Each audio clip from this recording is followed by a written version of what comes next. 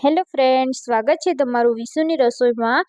આજે આપણે કાઠિયાવાડી ઢાબા પર મળે તેવું લીલી ડુંગળીનું સેવનું શાક બનાવીશું।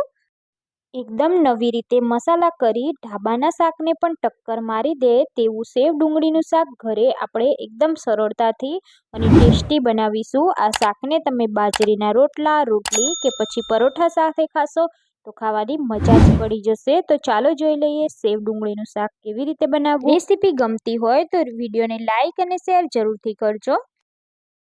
તો લીલી ડુંગળી સેવનું શાક બનાવવા માટે સૌપ્રથમ આપણે 250 ગ્રામ જેટલી લીલી ડુંગળી લીધી છે। તો હવે આપણે તેને ઝીણી સમારવાની છે। તો જે ડુંગળીનો વ્હાઇટ પાર્ટ આવે છે તે આપણે અલગ સુધારીશું અને તેનો ગ્રીન પાર્ટ્સ આપણે અલગ સુધારીશું।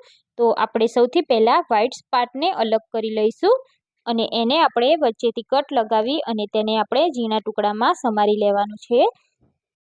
આ શાકને તમે શિયાળામાં સ્પેશિયલ લીલી ડુંગળી આવે ત્યારે જ બનાવવાનું, ત્યારે ખૂબ જ સરસ લાગે છે। અને જો લીલી ડુંગળી ના હોય તો તમે સૂકી ડુંગળીમાંથી પણ આ શાક બનાવી શકો છો। તો અહીંયા મેં ડુંગળીના બંને ભાગને અલગ અલગ રીતે સમારી લીધા છે। હવે આપણે લીલા ભાગને પણ એક સાઈડ બાઉલમાં કાઢી લઈશું અને એવી જ રીતે વ્હાઇટ ભાગને પણ આપણે બાઉલમાં કાઢી લઈશું। હવે આપણે આ ડુંગળીને ધોઈ લેવાની છે। તો શાકને આપણે વધારે ટેસ્ટફુલ બનાવવા માટે આપણે કાઠિયાવાડી ચટણી વાટી લઈશું। તો એના માટે મેં અહીંયા 15 થી 20 નંગ જેટલી લસણની કળી, 1 ચમચી અહીંયા મરચું એડ કરી અને આપણે તેને વાટી લેવાની છે।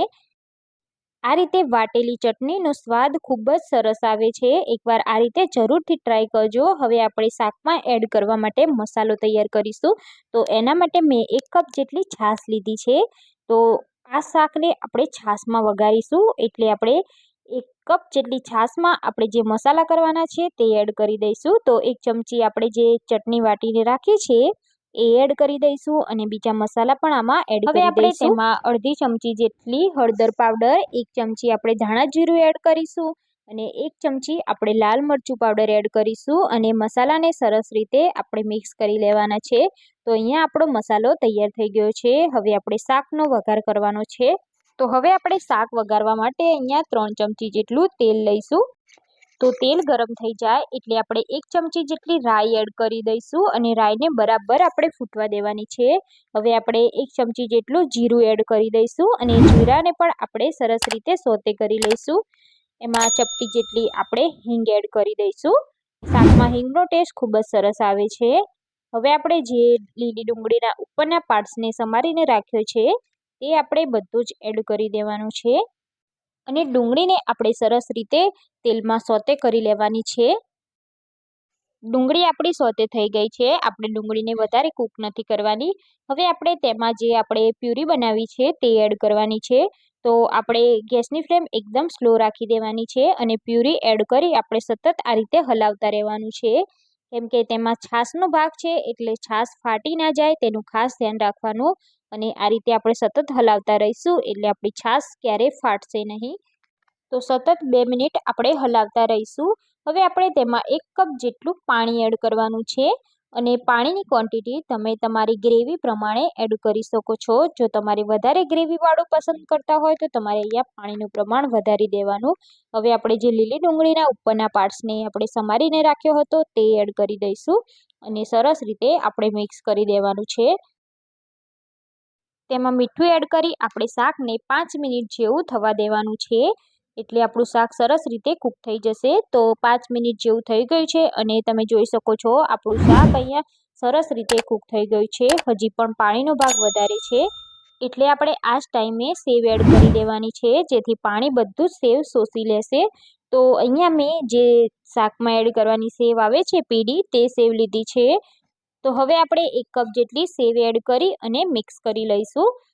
સાથે સાથે આપણે 1 ચમચી જેટલો ગરમ મસાલો પણ એડ કરી દઈશું અને સરસ રીતે શાકને હલાવી દેવાનું છે। હવે સેવ એડ કર્યા પછી આપણે શાકને 2 મિનિટ જેટલું જ કૂક કરવાનું છે।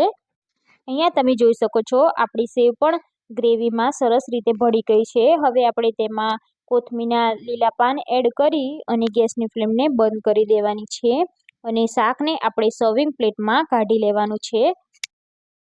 આ શાકને રોટલી, ભાખરી કે પછી રોટલા સાથે સ્પેશિયલી સર્વ કરવામાં આવે છે। બાજરીના રોટલામાં તો ખાવાની મજા જ કંઈક અલગ જ છે। તો એકદમ ઢાબા સ્ટાઇલ આપણું સેવ ડુંગળીનું શાક અહીંયા રેડી થઈ ગયું છે। જોતાં જ મોઢામાં પાણી આવી જાય તેવું ટેસ્ટી આ શાક બન્યું છે। એકવાર જો આ બનાવી લીધું તો તમે બહારનું પણ ભૂલી જશો, તેની 100% ગેરંટી। તો તમે પણ આ રીતે જરૂરથી એકવાર ટ્રાય કરજો। અને તમને જો મારી રેસીપી ગમતી હોય તો મારા વિડીયોને તમારા ફ્રેન્ડ્સ યા ફેમિલી સાથે શેર જરૂરથી કરજો।